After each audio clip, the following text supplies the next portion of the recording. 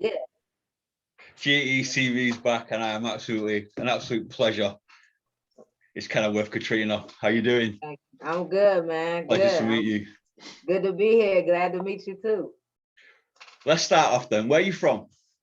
I'm from Washington, D.C., northeast part of Washington, D.C. Yeah.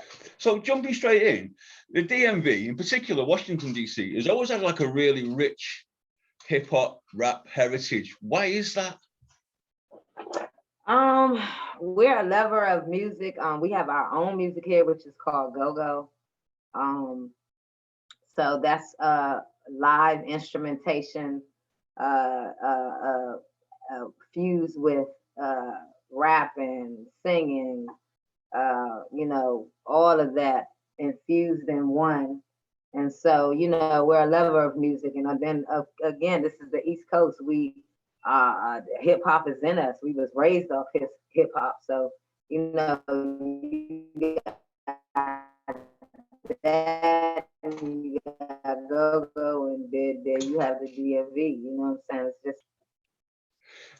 Is it fair to say that life maybe back in the 80s, 90s, with the birth of hip hop, was a little bit tougher on the East Coast and West? Definitely. I can't say how it was in comparison to the West, but it definitely was hard over here on the East Coast. You know what I'm saying? Definitely. That's no joke. You know what I'm saying? Plenty of things I didn't sing, you know what I'm saying, since a youngin'. So yeah, definitely it was hard over here. Looking at your latest track, Welcome, wow. Yeah. I ain't just going to say this because you're sitting in front of me, but let's be honest, lyrically, it's perfect, isn't it? It really is. Thank you so much. I appreciate that. Appreciate it. It's got like the storytelling of a Slick Rick, but the social justice of something Packard, right? Mm-hmm. Welcome is an old track of mine. I've had it in the cut for about, I want to say about 5 years. And I just happened to release it this year because I felt that it was perfect for the visual, for Alcatraz, So I have a lot of songs in the cut in the vault. And I just, pick and choose when I choose to release them. So Welcome was that track, you know what I'm saying, that I chose to release.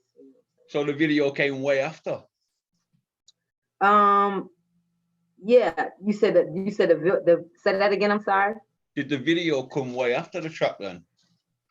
Yes, most definitely. I shot that this year, last month, and the track, like I said, is about 5 years old, if not older than that. I've had it for a while. Yeah. Wow. Mm-hmm. From looking at your back catalog on YouTube, you actually place a lot of credence in your video work. Yeah, I do. I study a lot of video directors and movie directors and people in film like Dave Myers and F. Gary Gray and different Quentin Tarantino, and I try to get ideas, just to make my visuals pop out, stand out a little more, and just try to be as creative as I can. So, yeah, that's Are there trips in general for the explicit reason of actually going and shooting a music video? Yeah, most definitely. So you hit in London? Yeah, yes, I did. I came to London in 2019, and it was one of the best places, best vacations that I've ever been. London is like another home to me. And of course, wherever I go, I have to shoot a video. That's my thing. Wherever I go, I shoot a video. And of course, I had to shoot one there, and it was just dope. I got plenty pictures of being by the. I was taken to where the Queen lived and where the other guy. I can't think of the name. Buckingham. Yes, Buckingham. I was there. I was all over the place. Like, so I got pictures of that. But I didn't shoot there and stuff like that. Because there was a lot of people around and stuff like that. But I just had one of the best experiences of my life in London. I'm glad to hear that. Are you familiar with like any of the like the British hip hop culture? Kind of, yes. Before I went there, I did study and research. I know about Stymie. I know about it's some other people too that I looked up. Lady Leisure. Yep. Uh, it's a couple of other people that can't is not coming to my mind right this second. But yes, I definitely tapped in. You got to know wherever you're going, you can't just go and not know what's going on. So and I almost was this close to hooking up with Lady Leisure. Really? Yeah, I had went to the mall to buy me some shoes, and I want to get real cool with this girl. Like the first couple of minutes in the store, and she was friends with Lady Leisure. She called her on the phone and everything. You know what I'm saying? Right while I was right there, and I talked to her, and you know what I'm saying. And we were supposed to hook up, but it just didn't happen in the short time frame that I was there because I was only there for 5 days. So, but yeah, man, like I was that close. Oh. Yeah. I was trying to hook up with her, man. Yeah. Shout out to Lady Leisure. Yeah. I've seen as well your latest collaboration with Fredo. Oh yeah. Isabir. Thank you. Yes. And again, you've Shout out to immersed Fredo. yourself again in the culture of that actual genre with the sitar, the guitar playing in the background, lyrically. Obviously, he's actually, is it in Arabic he's rapping, I presume? Yes, yes. He's Turkish. So I'm not sure if I Yeah, think that's Turkish Turkish. Arabic. It's Yeah, Turkish. Turkish and Yeah, Arabic, okay. yeah. Turkish, Arabic. Okay, okay, Yeah. okay. His So language will be Turkish, but he'll be able to speak both. okay. For sure, being Muslim. Yeah.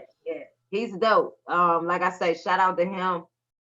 When I came back from Dubai, he had actually started following me, and a lot of actually international artists started following me. And he just reached out to me and said it would be dope if we collabed, and I thought so too. And that's how and that's how that record came about. You know, he sent me what he did.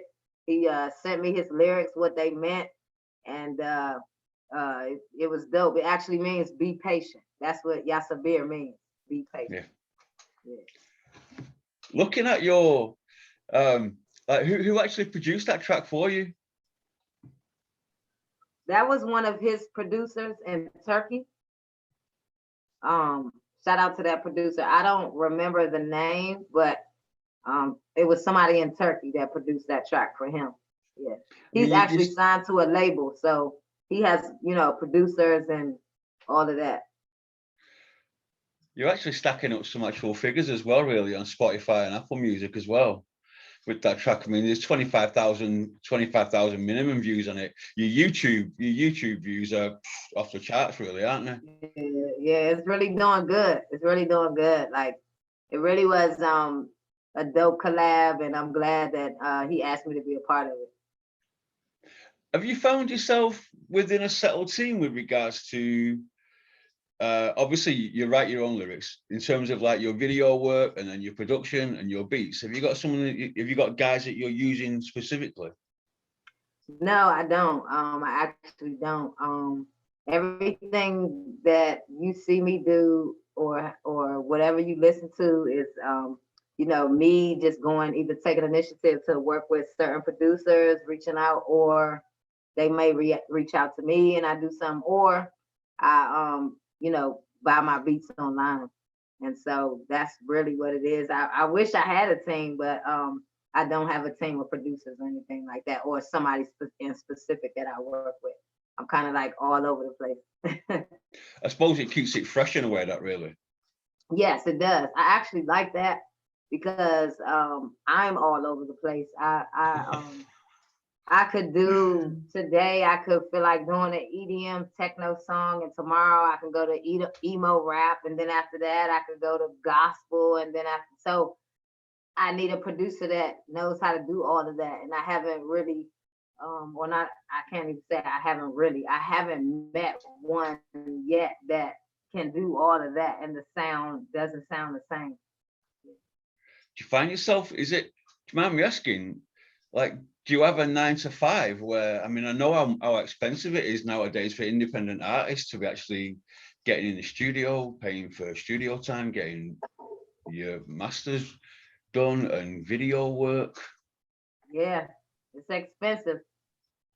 And yes, to answer your question, yes, I do have a 9 to 5. I'm an electrician Oh, by cool. trade. That's what I do. Yeah.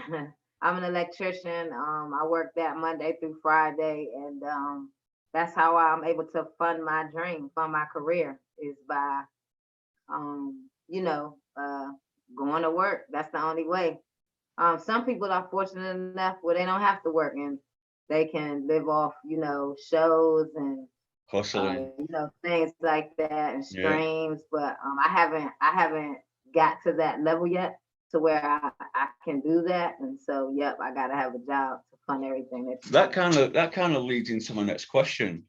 Is it fair to say that women's role within not just the music industry, but in hip hop in general, has evolved and it's now become part of the greater good of hip hop to have women at the forefront of it? Yeah, I believe so. I think that we've always had to go harder than the men in whatever profession it was. Like even in my profession as an electrician, I have to work harder, to prove myself. And it's just the same in rap. We've always had to do that, and we still do that. But this day and age, this day and time, it's actually have paid off. And you do have women at the forefront, and it's dope. You know what I'm saying? But we had to work hard to get people's attention and let them know that we can go just as hard as the men. You know what I'm saying? I think all women's goals, female rappers' goals, is to be not just a female rapper. You don't want to be categorized as a female rapper. You want to just be categorized as an Rapper. artist, as a rapper, as an artist. You know what I'm saying? And so, thank God, I've been hearing that my whole life. I've never been boxed in as a female rapper or the first lady or the whatever. Like people have always respected me, putting me in, with they don't even look at, you know what I'm saying? So, yeah, but definitely to answer your question, yeah, man, like we definitely earned our spot to be in the forefront as far as female rapper. I saw on the album, Subliminal Thoughts, Yeah. you released 2 tracks on that album, Free Food, Uh-huh. and why did you choose to actually release those 2 tracks on that album in that particular way? Shout out to my man Jamil. Subliminal She Thought. said, and Free Food, She wasn't it? said, oh yeah, she said, oh yeah. That's um shout out to my man once again from Subliminal Thought. That those two songs, she said in particular, it's like to this day, no matter what I put out, she said it's probably everybody's favorite song. Like that is like me forever. No matter what I do, no matter what I write or come up with, like that's me as a whole package. Like, and it's real. It was from my heart. My mother was in it. That's my mother that's playing in it. That's Really? my nephew. Yeah, that's my mom. That's my nephew. And then I had my sister in there, and it's family oriented and it's from my heart and it's me. You know what I'm saying? Free food as well. Got my family. Everybody that you see in there is my family, aside from the people that's dancing with me and all that. Then was my homies and but everybody else, my mother was in that again, my aunts, my uncle, like, we did it like summertime. That was what I had in mind when I came up with the treatment for that video. I wanted to do it like, Will Smith summertime where it's It really is, cookout, isn't it? everybody, It's timeless as yeah, well. yeah, give you that family summer vibe, you know what I'm saying? And but at the same time, it's a flip. I had food there visually, but it really wasn't about that. It really was about feeding your soul and with peace and love and hip hop. And so yeah, man, I just yeah, them was dope tracks that I released under Subliminal Thought. Yeah. A little bit of a controversial question. What's your opinion about God rest his soul? Gunu, we know he passed away. God rest his soul. What was your opinion about his body being propped up on the DC stage with the hoodie and the crown on? Yeah, I saw that. Yeah, God bless his soul. That was really crazy. I never seen no shit like that, man. And No, I don't know what to say about that. Like, I don't know where people dramatic. are at now. Like mentally, man. Like, I'm sure that that's not something that he would have wanted. I'm sure. You know what I'm saying? Like, there's no point. What I don't understand the point of it. What was the point of it? It You know was what I'm put to saying? me whether or not it was disrespectful, and I'm still struggling myself if it was or not, I or think what. I think they were trying to pay homage, but it's just that it's just weird the way they did it. You know what I'm saying? Like it's other ways to show love than the like. I don't know. It's really weird. I thought it was weird. I thought it was weird. It's a minute in hip hop that I'll never ever gonna forget. That me, not ever. It's just like Yeah, that shit was really weird, man. Like really. quick Yeah. fire round for you. You Mhm. ready? Mhm. It's about mostly about DC DMV artists. Okay. Rico Nasty or Never. Chella the MC. Which one? Oh, definitely Rico. Logic or Wale? Ah. Oh, I gotta go with I like Logic. I like Logic. I gotta go with Wale. I gotta go with ooh. Wale only because I know more songs from Wale than I do from Logic. Yeah, Fat Trail or Gold Link? definitely Fat Trail. Good call. Yeah. Shy Glizzy or Q the Fool? Uh Tough one, that. I like Q the Fool. Shout out to him. I gotta go with Glizzy though. Cause I again, there's more songs that I fuck with. Yeah. Black Cobain or I don't know. I gotta go with Black Cobain because I kind of know him. So yeah, gotta go with him. Without being biased here, shout out to Lady C or Lola Monroe. Oh wow. I can't call that one because I'm not too familiar with either one of their songs. I mean with either one of any of their songs. I can't call that one. That give me some homework. That give me some homework. Because I can't mention East Coast, I'm gonna go with either Dirty South or West Coast. Okay, let's get it. Which one? Dirty South or West Coast music? Dirty South. Nas or Jay-Z? Nas. Wu-Tang or Bone Thugs? Oh man. Oh, Oh man. I gotta go with Wu-Tang, man. what's the greatest album ever written, hip hop album written, in your opinion? Probably Lauren Hill, The Miseducation. I gotta go there. Oh, you're about the fourth person to actually call that, you know. I gotta call it because it's well rounded. It's Really well is, isn't it? rounded. You know what I'm saying? If you want to go, well, yeah, like not just rap and not all singing and Everything. just yeah, you gotta go there. If you could pick one artist, past or present, to work with, who would it be? Easy, easy. D'Angelo, that's my favorite artist in the whole world. Easy. Have you got anything in the works for an album? Because you've got enough material to be doing this now.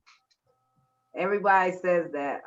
Well, not everybody, but a lot of people have asked me that, and I just feel that I got more work to do before I put out an album. When you put an album out, to me, this is just my thoughts on that. Putting out an album at this stage in your career of, you somebody, but you're not really somebody, and you're still trying to get out there. It's like it can be risky.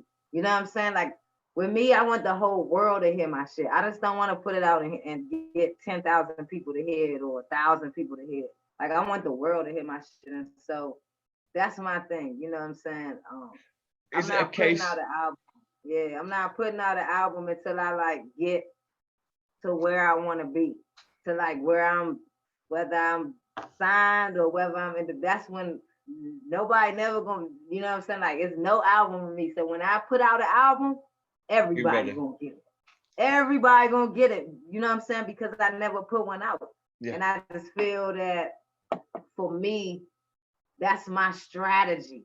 Is We to keep, always, yeah. we always And I look got a back, lot of don't things we? like, yeah, We look yeah, back on that first album and go, wow, at right. everybody's first album, and it's always like the You best know, work they've ever done. We always look back, and the second album's never quite the same. exactly. And it's like, but if you made 20 albums before you even put out You dry. a main, it's like, some of that material, you probably had some hits on some of them albums. And you know what I'm saying? So it's like, nah, like I got the world, I got the world. Just give me this weight on it. I got y'all. Did COVID like stop you in your tracks at all? COVID didn't stop anything. I actually went to Dubai during COVID, and I shot a video there, and I still was not doing show. I wasn't doing shows, but I still was recording. I still was shooting videos. I still was doing Zoom interviews, so it didn't stop me. Was you Nothing can well stop me. received over there? Yeah, nothing can stop me. Like that's unheard of. Like nothing can stop me but God. That's the only person that could be like, I shut it down and that's it. You know what I'm I'm down saying? with But that. like I'm nothing. down with that. Yeah, yeah. Have you got a regular spot that you hit in terms of performing live? No, I'm actually right now, like I've done everything here. And I'm actually like at a ceiling where it's time to move on. And it's time to if I want to do more, I got to go somewhere else. So that's where I'm at in the stage of my career is, at the crossroads. Like if I want to continue to elevate and go higher, then I may have to make some, do some things different. So that's where I'm at right now because I've done everything here from the holes in the walls to the Constitution Halls, Kennedy Center, Fillmore, Howard Theater. Is nothing else left to do here. Wow. Yeah. Coming into the right time of year to be kind of making that sort of move, really, aren't you, with regards to festival season being upon us soon, the springtime's here, summertime be rolling round. Mm-hmm. Anything in the, do you mind me asking, anything in the pipework coming along? Yeah. They got the Broccoli Fest coming up. I would have loved to get on that, but again, I don't have like management or people that can get in places that I can't and can talk to people that I can't and get me and stuff like that. So I miss out on opportunities like that. But one day I'll be included in that type of stuff. What's your next move? That that's a considered move that you're going to do next. For sure, I got 2 singles that's about to drop visually. That's for sure. So just more songs that I'm gonna be putting out with visuals. I for sure know that, like I said, I'm gonna be, doing some making some major changes, and you know, everybody that they tuned into me, they gonna see. You know what I'm saying? I really don't want to go into it, but I got some things in the works brewing that is gonna be real beneficial and to my career and you know, my fans, you know, that been my supporters that been, you know, with me from the day one, they gonna be proud. You know what I'm saying? They gonna be proud. So yeah, man. It's been an absolute pleasure talking to you. Do anyone you want to give shout out to? Yeah, most definitely. Just want to give a shout out to you first of all, for having me, You're welcome. and much love to London, man. It's like I said, the UK like a second home to me. So and then secondly, my family, my mom and sisters, and you know, all my supporters, and you know, everybody that just, you know what I'm saying, been following me, and since I've been, you know, first started, since I first came on the scene. So most definitely, man. Just shout out to all of them.